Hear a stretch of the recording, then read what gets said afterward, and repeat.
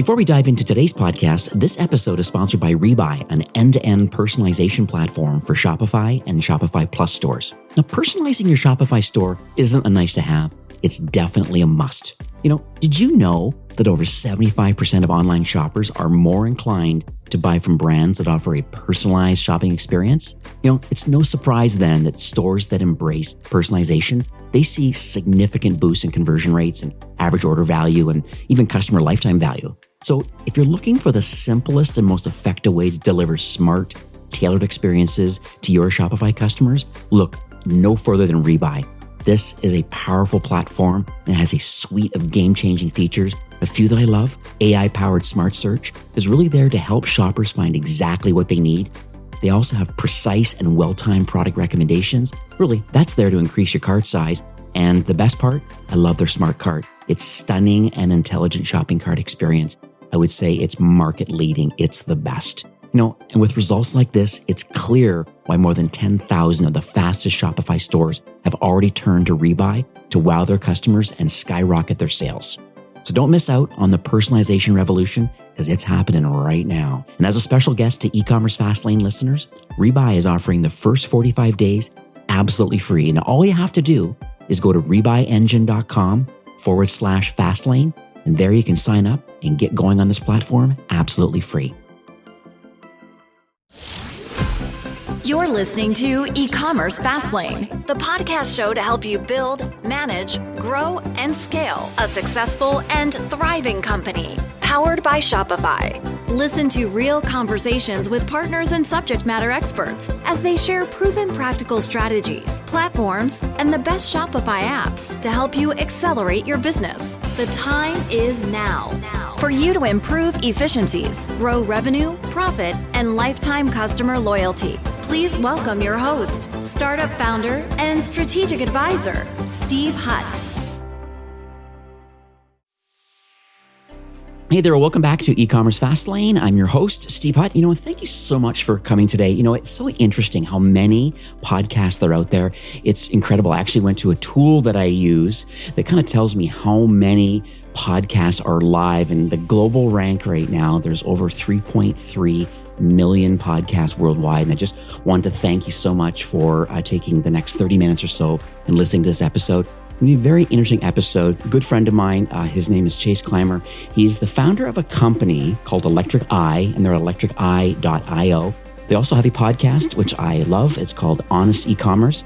I had a little peek too. Listen Notes is a tool that I use. I had a peek just before recording, and they're in the top 5% of those podcasts worldwide. So it's incredible. 3.3 million shows, and his show, Honest E-commerce, is in the top 5%. It proves that he's actually offering a lot of value to the market. People are listening and re-listening and subscribing. So it's exciting. So we have a great episode today. A lot of things we're going to talk about today about migrations. I think we're going to talk about some redesign things and some optimization things. Chase, this is episode number 2 for you. And believe it or not, the last time you were on the show was January of 21, but welcome back. I'm so excited to be here, Steve. I do not remember our last conversation, to be completely honest. Yeah. This is all I'm about. I'm about being honest with people. But I do remember having a lot of fun, and I remember us talking way too much before and after about all the nerdy stuff that excites us. So I'm excited to share that passion on this episode with everyone listening. Absolutely. Yeah. I just had a peek of it too. And we talk a few things about like design and marketing, kind of some case studies. And we talked about, old school, when you were going down the Facebook and Instagram ad course kind of thing that Shopify had. And it was so interesting. But today I want to kind of unpack a little bit about, since you're merchant facing and you get a lot of calls, you get DMs on social, you have your podcast, so you're getting some feedback in the market about kind of what's going on, what's the pulse of the market right now. So I think that's the challenge people have, is that there's a lot of different things going on right now, but I think you, just being boots on the ground, you have a couple good themes in mind about, well, what are people talking about? And then how are you able to kind of direct them either with a done-for-you service or offering them a resource? So let's talk about the migration path first, because I think that's one topic that I get to is like, hey, I'm currently on WooCommerce, or I'm currently on, BigCommerce or other different platforms, and or even old school, like just Adobe stuff and Magento. They're finding some challenges of all problems of having to self-host and not having Shop Pay as the accelerated checkout option. So let's talk about the migrations and kind of what you guys are doing and how easy or how scary it can be if it's not done right. Absolutely. I would say that migrations are one of our specialties at the agency, mostly just because we kept finding ourselves coming in and fixing things after they went wrong when people got kind of oversold by someone that didn't really know what they were doing. So this kind of made us look back and think on like all the migrations that we'd done and just really make our process really, really good. I mean, one of the biggest tools out there to assist with migrations is Matrixify, and we're like one of the few partners that's listed on there as a migration expert as well. So, I do think I have a little bit of expertise here when it comes to the correct way to approach migration. But first, I think it's important to point out that migrating to a different platform will not solve an underlying business problem. I know where you're going with this, yes. So what I mean by that is it's the first question I ask people when they reach out and they're like, hey, we're thinking about migrating from X platform to Shopify, because that's all we do. We only work on Shopify. And the only reason we'll touch something else is to take you to Shopify. But they're like, hey, we want to migrate from X to Y, Y being Shopify. And we kind of get into it. I'm like, so what are you looking, like, what's the business use case or the business reason behind this? And what I'm trying to find is not that an answer like this won't work, which is like, oh, I heard Shopify is better, so I just want to copy and paste our current design and how our website works absolutely to Shopify, and it should make more money. Usually not the case. Okay. For a million reasons. First one being, you can't copy and paste it. True. There's just every CMS out there is inherently like a different technical structure. Mm-hmm. So none of that stuff will copy and paste at all. Right. So you basically have to rebuild everything. There's a bunch of SEO implications within this rebuilding process with how URLs are structured. There's so much weird stuff that happens within like your existing store data and how that data is archetyped. Even if you have access to a CSV or like a database file, you have to transform all of that information from the source to how Shopify wants it to come in. And there's a whole bunch of weird edge case stuff. You have to problem solve for that. Setting up a Shopify store is a pain in the butt. You got to do that for people. And then we kind of get into the UX of it as well. And it's back to what I said just a second ago. Like, you can't copy and paste a design. They're inherently different. Right. So when you're doing a migration, you are probably also doing a redesign, unless you have a good argument for why you shouldn't do a redesign. And you should understand that whatever custom design you're inheriting from your old site, even if it was a templated design that performs well for you for your old platform, it is now going to be a custom design on Shopify because that template doesn't exist in both ecosystems. Right. And so there's just a lot of moving parts that goes into a migration. I just rambled for... Yeah, no. And I think that's powerful. I wrote something else down that I think it's important that I know you do. It's like, how do we deal with legacy order history from the previous CMS? And then how do we deal with customer accounts? Because people used to have either existing logins or they were anonymous or they were just guests. It depends on the original platform. So how are you handling all of the legacy data and how does that get into Shopify, or does it? And then how do we deal with when, on launch day to saying, oh, wow, we're on a new platform and see our new shiny new website. And oh, by the way, you can't log in anymore. Or here's a special link you have to do to kind of recreate your new link. Because I know this can be a challenge because I've actually helped with a replatforming to a different subscription company. And when you have different authentication tokens set up on one, let's say recharge, and you're moving over to Order Groove, let's say, for example, it is a nightmare trying to export out pre-auths, financial things so that, these existing subs continue on even though they're on a new platform. So just want your feedback on how we deal with legacy order data and then how do we deal with customers and customer accounts? Absolutely. Well, first and foremost, something that's like, I got to say it now because I didn't say it. Migrations are the single hardest and most time-consuming project you will ever take on for your business. Right. you cannot rush this. Because if you do, you're going to make mistakes, and that could be detrimental to your customer experience, which is going to be detrimental to your bank account. Yeah. So you asked, how do we kind of consider this data? We do a lot of exploration beforehand. So first thing we're doing is, how do we get access to the data? Every platform is different. How you gain access to the data, how that data needs to be transformed from the source to Shopify is different. And even beyond, it's like, oh, we've done a bunch of migrations from WooCommerce to Shopify, right? So we should have efficiencies there in transforming this data. You'd assume, correct? Yes, you assume that. Well, here's the thing. You can put your data into your source WooCommerce store however the heck you want. So the script I wrote for brand A won't work for brand B because they give you the freedom to use these CMSs however you see fit. There isn't one right way to use them either. So all of this historical data is in a format that is unique usually, and you get access to it in oddly specific different ways.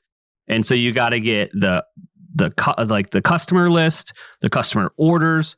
You got to get the discount codes is one that people oftentimes overlook. Yeah. You got to pull all of this data out of the source thing, and then you have to build, conversions for it to convert the data from how it is to how Shopify wants it. You got to import it and test it. It probably isn't right the first time. You got to tweak all that stuff. You got to solve those edge cases. And so this is just the data. We haven't even built the website yet. We're doing all this work. Yeah. And so you do all this stuff. And so basically, usually what we do is we have an export right when the project gets started. Like we're starting design, we're also exporting all this data in the background. Right. And then we're figuring out these transformations, and we're going to do like a test import, which is good. Like, we need some dummy data in this store anyway for the design to kind of work. Right. But we're also seeing like how far off was our guess on this, like how this transformation needs to go on this data manipulation. Usually we get pretty close, but there's always stuff you got to work out. You solve it, and then what happens is towards launch, you guys, everyone involved in the project has to agree when you want to go live with the store. So they'll usually be like, we'll import as much data as we can, probably up until like a week before.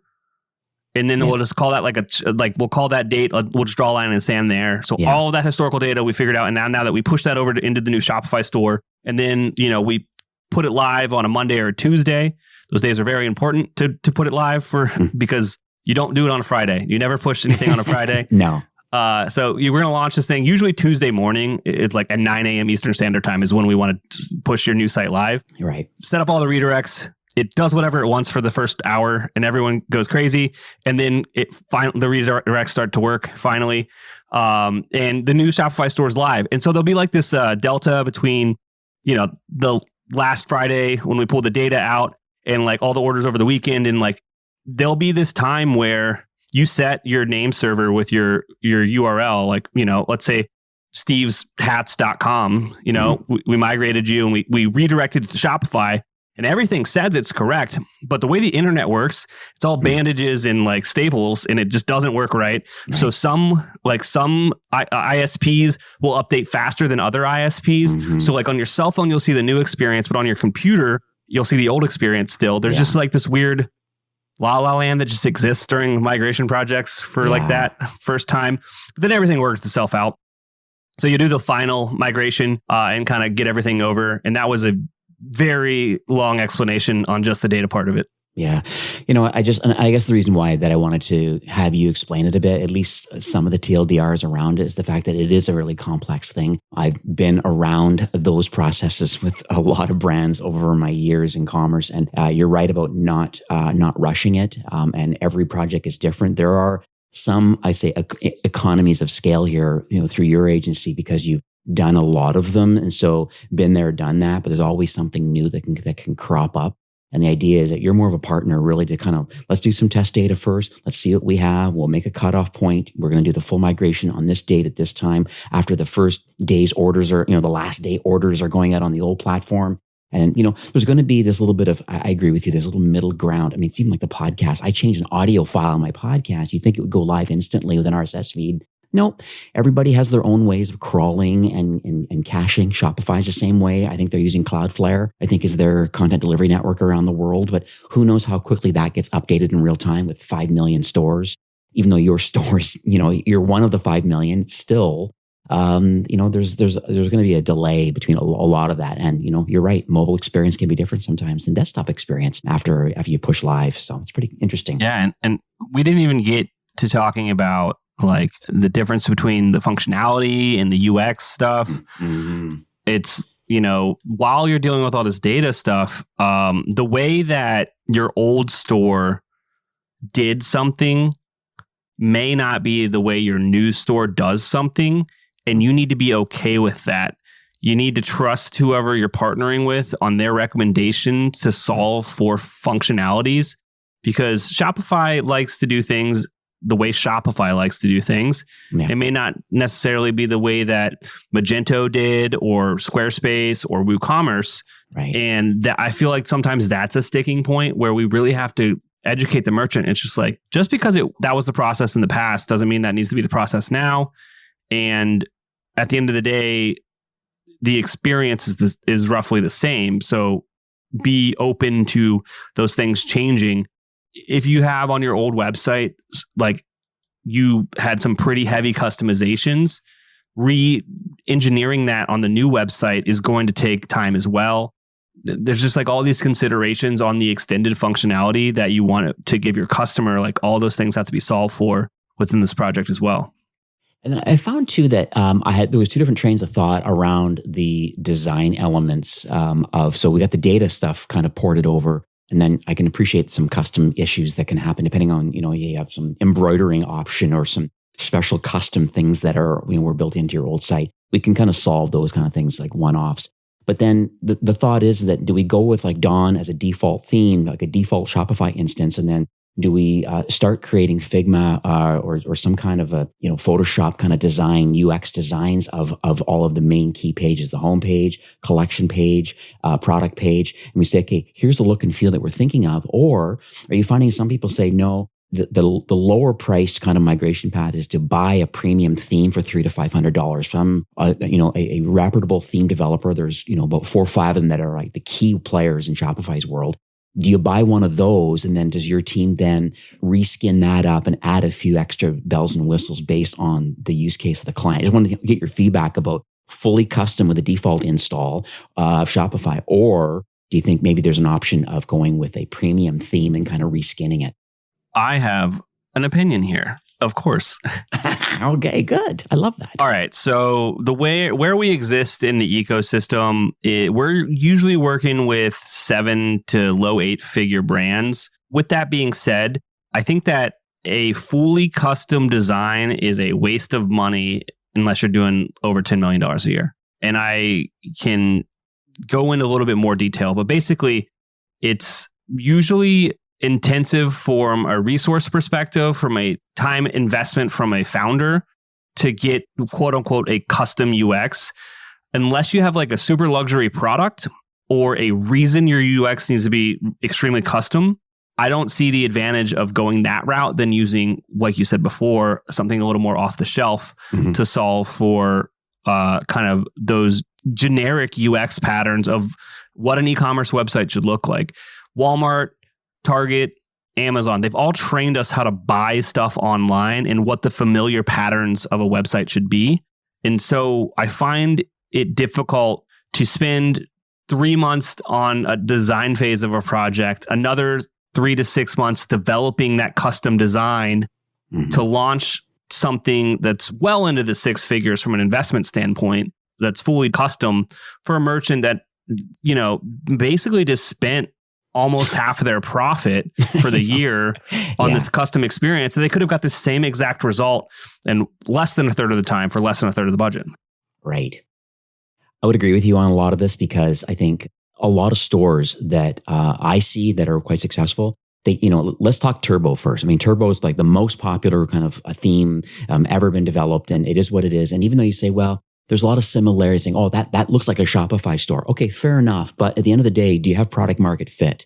Do you have social proof around your product? If you already have all of these elements, on your old CMS and you're migrating over and you just happen to go with the most popular turbo, fair enough. It's you can still reskin it and add things like a personalization solution kind of baked into the solution. You can add all the new, as you know, all this stuff, these checkout extensions that are available now, and how you can, especially on the plus side, where you can really get into the code now and really personalize the checkout experience that's very unique to your brand. So even though maybe sometimes people can say, oh, this kind of looks like a Shopify store. Okay, because there's one or two themes that are like ridiculously overused, but there's also some really beautiful other themes that are out there from the same developers that have proven the UX already. And they have a lot of case studies underneath. When you go to the app store or sort of the theme store, you'll see links to other really successful direct-to-consumer brands and this theme choice, whatever that is. And so it's proven, it works. And then as the theme developers get more experience, they get to learn about what's best practice when it comes to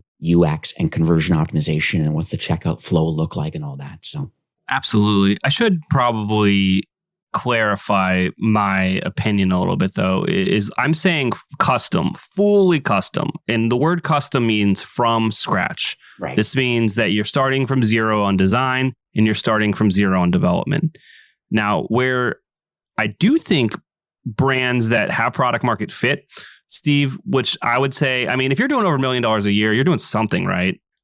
You probably know where your customers are and the levers you can pull to grow the business. Right. So I'd argue you probably have product market fit at that point. Now, I'd say so if you're in this range, between 1 and 10 million, there's a point where you should potentially explore a more customized approach, right, which would be still taking an off-the-shelf theme from a Maestro or an Archetype or Out of the Sandbox, one of these major players, and customizing it to your needs. So what I mean there is you're going to take what the product page looks like out of the box, pull that into Figma. There's awesome plugins. HTML design will just pull that right into Figma for you. Mm-hmm. Have your designers now tweak from that starting place. You're already weeks ahead of the game. And then using this as the starting point for how you're going to approach this customized design allows all of the integrations in QA that have been developed into that core theme over the past couple of years of it being launched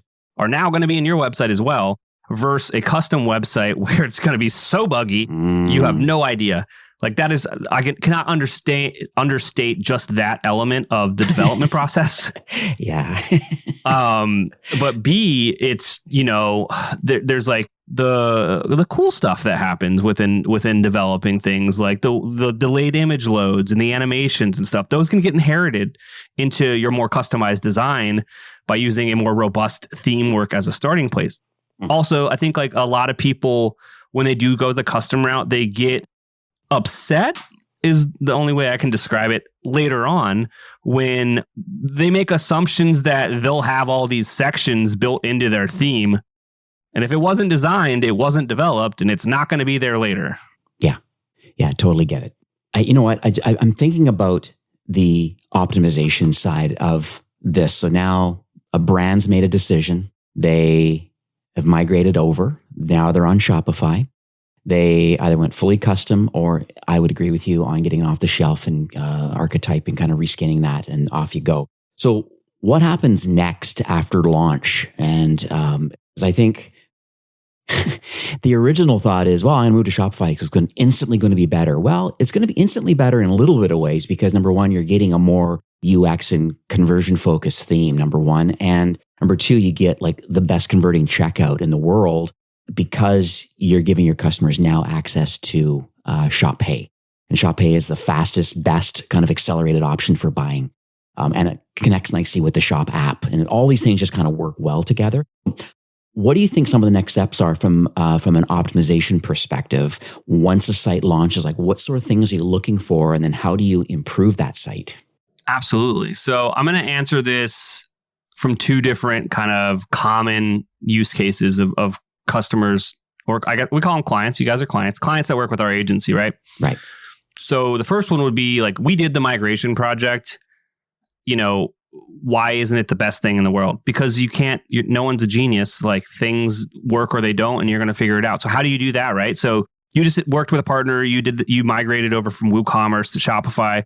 And at the end of the day, you're loving it, right? You're enjoying your new site. It's easier for you to manage from like a technical perspective. Your team likes it. Things make more sense. It's not as buggy. Right. But you know, everything can always be better. That's just how life works. Right. So what I would do is I would immediately install some sort of heat mapping software. Hotjar is the number one player in the space. Okay. There's, Lucky Orange, but I'm a big fan of heatmap.com because they have integrated revenue numbers into your heat maps and customer recordings, which is such a just smart idea. Yeah. So it'll tell you what parts of your website are making you money. And then also you can see which parts of your websites kind of don't matter or not making you money. Yeah. So that helps you with ideating and theorizing stuff for split tests and building out, a hypothesis is the test on your website. So you install some heat maps. What else you can do? Customer recordings, review those, see where your website might be broken. Within your analytics, you can see where maybe you're having potential fall-offs on certain technologies or certain screen sizes. So that gives you some things to explore to look and see if there's things that need to be fixed there. You can actually like hire people to explore your website and do actual user testings to kind of see and look for opportunities there. But just ask your customers. I mean, your customers are going to tell you what's wrong 9 times out of 10 as well. So there's a bunch of areas to get ideas to test stuff. And so once you have these ideas, you can prioritize them using something kind of like the ICE method. So it's like impact, like how, I forget what C stands for, but it's like how much you think it's actually going to work. Right. And then ease of that thing. So you kind of rank everything out and then it will kind of show you which ones you should actually do for a test. That ICE thing is like super common in CRO. And then now you have your tests and you start to kind of launch some tests and see if you're going to get kind of an increase in whatever KPI you're going for. As far as like CRO goes for e-commerce, Josh Frank taught me a lot of this stuff. And I would like say bigger tests are better. So what that means is like testing a button color being purple or green, not going to do anything. Right. But if you're gonna like really take this seriously, and you notice a lot of customers are having like you're getting a lot of customers to a certain products page and they're adding it to cart and they're abandoning, and you do some research and you find out, oh, it's because they, aren't sure if it's going to get there by a certain time. Maybe you need to add to the product page kind of like a shipping guarantee in like a date projection. And then you can split that. You can test that version of that page against the control using, there's a bunch of amazing split testing softwares out there right now. So we're huge fans of Intelligems. I think it's the coolest one in the Shopify ecosystem. And you can run a split test that way and it will tell you the exact lift. When you hit a statistical significance that you're okay with, you can even set that number, which is really cool. And it will show you the impact from a conversion perspective, from like an actual money to be made that month to that year as well. It's very, very powerful. All right. So now we got that part out of the way. I want to think the next thing is tech stack. Because I think one thing about Shopify, they have an incredible partner ecosystem. And I think, Harley, right from the beginning, the president now of Shopify, and he calls that one of his claim to fame is the fact that, the bulk of the revenue of partners in the ecosystem, the bulk of the money is actually going to them. And the first $1 million that partners can make by having an app or a connected marketing platform, the first $1 million in profit, actually they get to keep. And Shopify gets $0 because they know that the benefits of Shopify working with partners, because there's certain functionality that I think Shopify, builds for the 80%, but it's that extra 20% that has to be filled in with an app of some sort. And there's certain things Shopify is never going to build. And so that's the benefits of maybe the partner ecosystem. And so I have my own kind of little mini list of kind of apps and marketing platforms that I like to connect to. I think kind of post-launch and post some tests and things that you've done to a website.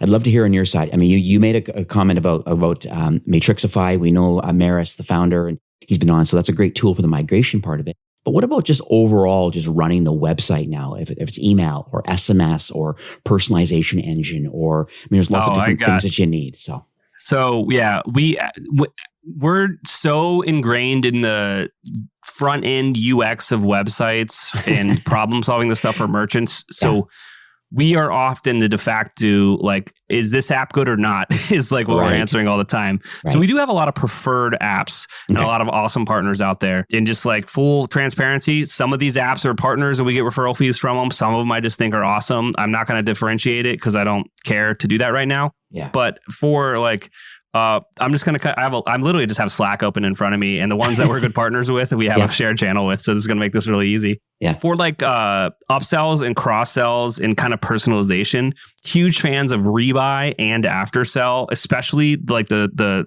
side cart in checkout and post-purchase upsell experience. Right. Also, Gil has an amazing tool. He's a developer called Checkout Blocks that does like some crazy robust in checkout and post-purchase upsell stuff.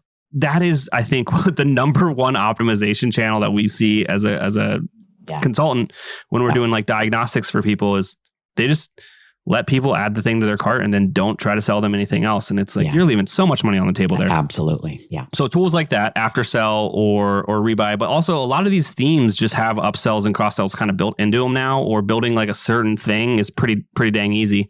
So those are super cool. Another one that I think is pretty awesome that I already talked about was Heatmap. It's kind of like Hotjar if you're familiar with that, but it ties revenue to it. So it's so good for kind of just getting more data that you need for an e-commerce perspective.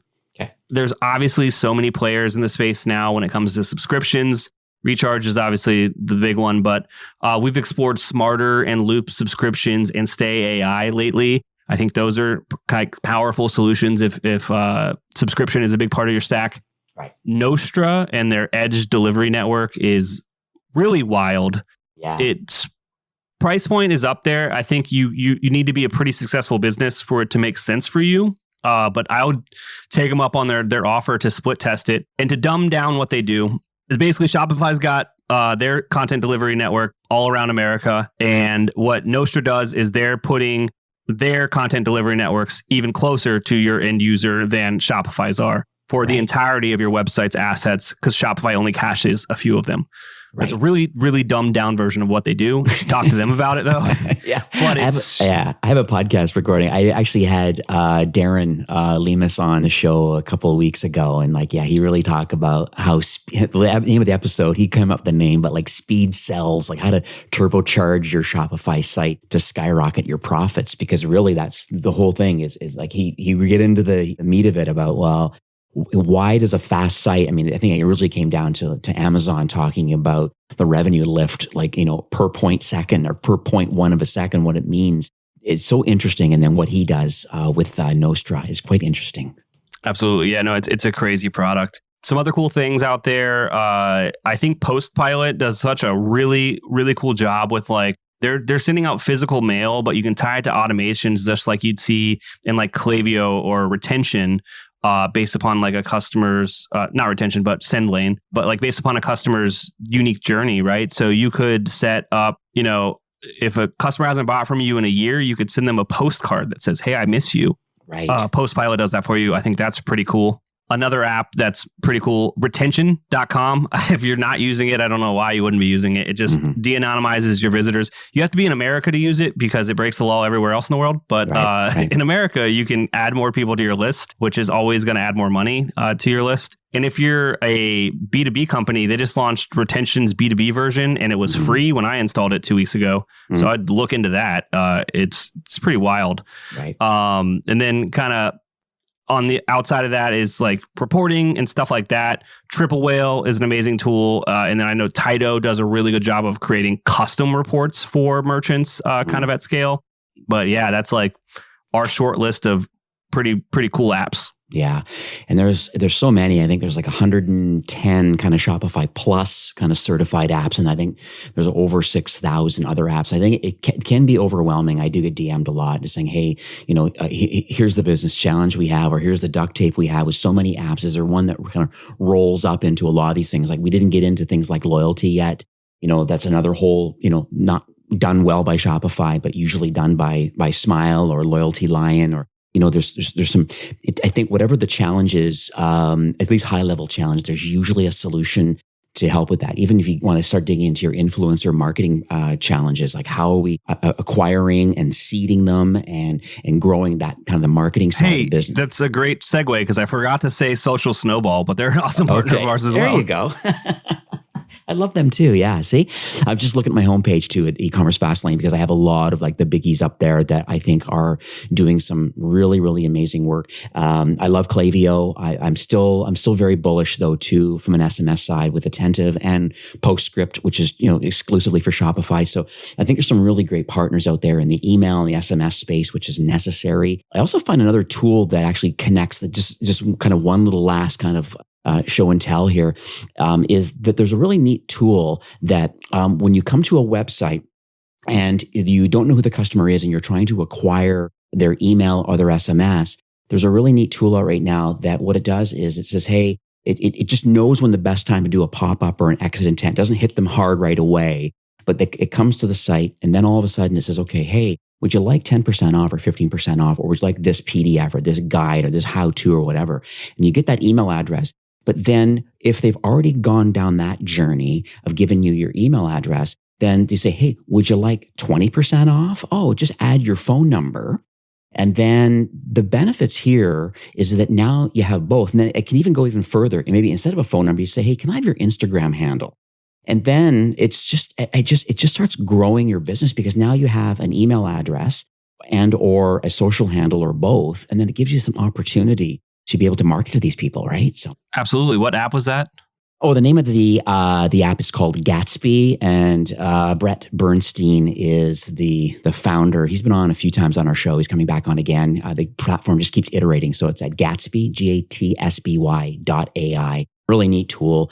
Highly recommend you at least have a look at it. There's a free version. Really neat because if you get the Instagram handle or your TikTok handle, then all of a sudden it can look up in real time and find out the social footprint of that particular person. And then the brand owner or marketer can get a notification from the tool itself and saying, hey, this person has 50,000 followers or 100,000 followers. Maybe there's a partnership opportunity with this particular person who's not quite purchased yet, but maybe we'll send them stuff for free, or we'll throw something extra in the box for them with a special handwritten note saying, hey, thanks so much for making a purchase today. Oh, and by the way, we have a partner program and we've given you some little bonus stuff in the box and we'd love to work with you. Or directly start, DMing them because they're large enough to fit. So just want to share that really neat app. It's pretty awesome. Yeah, it is really cool. So it seems to me, based on looking at Electric Eye's website and just based on our conversation, it's clear that you're kind of going down this path of the kind of the CRO. We've kind of done the migration. We've tweaked it. We've organized it. We've got a good tech stack and some recommendations. But now it's just like, okay, well, what's the next step? So I don't know if I can open up the can of worms here, but it seems like you're doing a done for you service or something is starting to really kind of brew up. And so I kind of want to give you the floor to say, where are you at with kind of the next iteration of Electric Eye, and or is there going to be a whole new solution available from a CRO perspective? Yeah. We are launching a done for you conversion rate optimization service. Electric Eye is going to be behind it, but it's not going to be as full service as the agency or as white gloved. It's going to be more productized if you're kind of familiar with how all those things work for the more nerdier business entrepreneurs out there. Yeah. But basically, it's going to take what we've found working with merchants is like a lot of people will come to us and they've already done the migration or they already just redesigned and they just want to iteratively optimize their website at the end of the day. The conversations always go around like, I don't know what's wrong. I don't know what we should fix. And then there's a bunch of strategies in doing that. You got like heuristic insights. You got what the analytics say. It's what your customers say. And there's ideas from everywhere. You prioritize those ideas and you just start doing stuff. Mm-hmm. No merchant has anyone on their team doing that. And even going as far as to say, it's like, I'll be like, when's the last time you ran a customer survey? Or when's the last time someone looked at your heat maps? And they're like, no one looks at those things. We just installed them and, because we were told we were supposed to, right? So what we found is if we took all that off of the merchant's plate and we're just like, look, we're going to run tests for you all the time. Does that sound cool? They were super stoked. So this service is basically, it's strategy through development. We'll iteratively kind of look at things for merchants and just keep testing and keep trying to increase the KPIs that we're looking to do. So this is, it's a pretty cool service for brands, but you have to have like the numbers to support it. You need enough conversions for you to get a statistically significant winner. Right, so we're talking probably you could do it $1 million plus with some caveats, but probably more $5 million plus a year is where this service would start to make a lot more sense for brands, just because you really do need that statistical significance to make these tests give you a winner. But basically what we're doing is we're partnering with brands and we're taking a look at their existing store. We're ideating. We're finding these ideas through various things, reviews, customer mining, asking your service reps on your team, asking you. Like, you can get ideas from anywhere. Yeah. We're building out split tests, right? A lot of these things are going to be on product pages or landing pages or, adding upsells and cross-sells into the theme and testing that stuff out. And then we're powering all of this with Intelligems. Like I said earlier, big partner of ours. We're probably going to be using heat map for a lot of it as well. That one that has revenue behind it. Right. It's just a done for you optimization service. So super proud of it. I guess I never said the name either. No. We own storetester.com. It's going to be its own brand. It's going to live there. And by the time this goes live, maybe we'll have a version of it live. Yeah. But yeah, we believe in this thing so much. It's going to be productized. The pricing is going to be right there on the website. It's going to be super transparent. But we believe in this thing so much that the brand is a good fit. We'll launch the first test for free. Yeah, it's amazing. And actually, I always think about, if you're not testing and iterating on your product, then you're actually leaving money on the table. Like you have to, it's nonstop need to be testing things and working on stuff, and you being kind of merchant facing in all different kind of business roles. Like, it really depends on the maturity of the business, but as they kind of work their way through, even like a 1% improvement, literally could cover probably the cost of this service. Like there's going to be a measurable impact. If it's a design change, using heatmap.com to kind of figure all that out. If it's, it's adding on a loyalty program, if it's improving the post-purchase experience, if it's working on the influencer, there's so many things that you could be testing and doing and recommending. At the end of the day, as a product like this, you can click buy now, every single month, something is actually going to be happening and being reported on and showing the growth and the change. I think it's pretty powerful. Absolutely. Yeah. It's just, it's so much more impactful when you can just do these tests and just point directly to the results of the data with a third party that's like, this thing worked or this thing didn't work, where now it's no longer my opinion versus the founder's opinion. It's like, this is actually making us more money.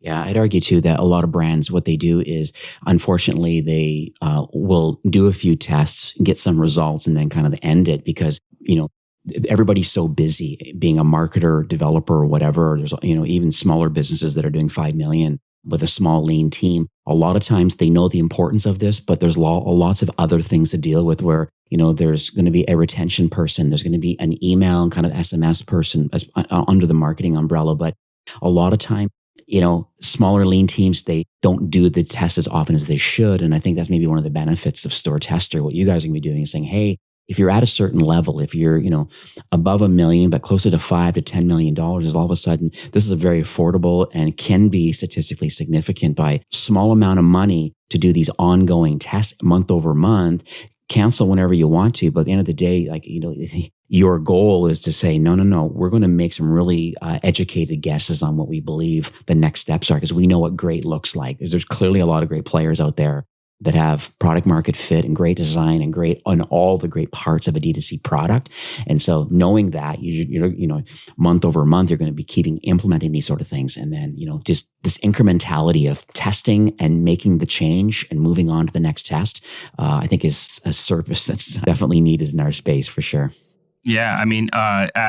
If you're a $5 million a year brand and you change your website and it makes the conversion rate 1% better, that will pay for this service for the year. And I can even break that down a little bit further. I'm not talking about going from 2% to 3%. That's not what I'm saying. I'm saying going from 2% to 2.02%. Right. That much of a change can make you $50,000 a year. Right. Yeah. And so like a 1% swing is like doesn't seem like much, but this all iteratively adds up over time. And that's just your conversion rate. A lot of brands need to work on their average order value. A lot of and then you said design. A lot of this, some of this is design, but a lot of this is strategy and consumer psychology. A lot of conversion rate optimization comes down to fear, uncertainty, and doubt that the product will solve the problem that the customer landed on your website looking to solve. Right. So it's beyond move this button here, change this layout here. A lot of simplification can happen and help with CRO, but then it's to what are the benefits to the customer? What are the uniqueness of this product and the feature set that are really going to drive benefits to the end consumer? Right. This is amazing. I've scrambled on a lot of notes. Thank you for that.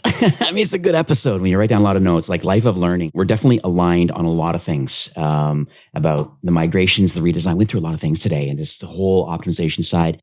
Tech stack, I'm all in on a lot of the ones that you've recommended. A lot of these will be in today's show notes and stuff like that. So you'll be able to check a lot of these out. And store tester, so anybody listening now, what do you think our final kind of call to action is today? So people are listening today, they're saying, hey, maybe Electric Eyes for me is in a redesign or a migration, or hey, maybe storetester.com could be an opportunity for my existing business to kind of help a CRO. I'm going to pass the torch to you and say, what do you want our listeners to do next if they believe that maybe there's fit for you or the agency or maybe your offer? Yeah. For all of those things, I don't know if I'll have Store Tester's funnel done and set up by the time this comes out. So you might go there and it might just send you over to the same contact form that's on the Electric Eye website. But just go to electriceye.io, hit contact, fill that out, and schedule a call with me. You're going to be talking to me unless I'm on vacation. But it's as simple as that. And I mean, if you're reaching out about a migration, we'll do kind of a whole concierge migration consultation for you and really go deeper on some of this work and kind of just do that on the house to show you what you're actually looking at here and really level set with you there. On the redesign side of things, that's our bread and butter. We can, definitely dive in deep there and give you some good thoughts. And then with Store Tester, we're looking for some cool brands to beta test. We will launch the first test for free. So reach out and let me know you're interested. And I know on your website you had a really good ebook about how to improve, I think, revenue and different things like that. So I'm not sure where that link is. I remember seeing it pop up somewhere, but maybe we'll put that. Can you give us some details on that little ebook you put together? Yeah, it's right here next to me, actually. It's called Double Your Sales. And I wrote it back in 2022. And I'm actually going to be updating it now with basically the whole thing's going to double in size because I'm going to go super, super deep into CRO on the next version of it. So right now it's called Double Your Sales, and it's kind of premise is take the guesswork out of scaling your e-commerce brand with a simple, proven process. Okay. Same process we still use and talk about a lot, but it kind of just distills your online store down into 3 simple KPIs: your conversion rate, your average order value, and your sessions per month. Okay. Because the secret here is you take all 3 of those, you multiply them together. That's how much money you made in the last month. And then you just make a plan to optimize them. Right at the top of the website. So if you go to electriceye.io, you'll see a little kind of a ticker cruising along the top there. I know it's going to be updated, but there's a little link there, 48-page guide to really help you scale your brand. So that's certainly step number 1. This podcast, obviously, very eye-opening for everybody listening, including myself. So I think there's lots of opportunity depending on where you are in your journey of your business. But there's nothing wrong with kind of getting more information and learning, and Chase is available. Make sure, also just got to throw it out back to you that you have Honest Ecommerce, the podcast, so you can go to Apple or Spotify and kind of subscribe there. I think there's a lot of, there's some really good notable players in our space that, and you're one of them. Even on my own website, I have a link to your podcast because I think there's a lot of ecosystem podcasts, and yours is one of them kind of in my network that I have a list of, along with Kurt Elster, the unofficial Shopify, and Nick and Moyes over at Limited Supply. And there's quite a few. There's some great podcasts out there. Yours is one of them, so I want to make sure that I throw that out. But Chase, once again, thank you so much for coming on the show. I know this is 3 years later, but we got to do this kind of an annual thing because there's so much going on, and you give so much insight, and I really appreciate your time. Oh, I had a blast. I feel like I overshared and people are going to be like, this guy's a nerd. That's good though, right? And we're here to help people. And you got a lot of case studies on your website too. So clearly you work with some great brands, and it's been very successful. And so I want to wish you continued success, and thanks so much for coming on the show. I had a blast. Thank you so much, Steve. All right, take care. Well, that's it for today's episode. I'd like to thank you personally for being a loyal listener of E-commerce Fastlane. It's my hope that this podcast is offering you a ton of value through growth strategies, tactics, and exclusive insider tips on the best Shopify apps and marketing platforms, all with my personal goal to help you build, manage, grow, and scale a successful and thriving company powered by Shopify. Thanks for investing some time today and listening to the show. I'm so proud and excited that you have a growth mindset and are a constant learner. I truly appreciate you and your entrepreneurial journey. Enjoy the rest of the week and keep thriving with Shopify.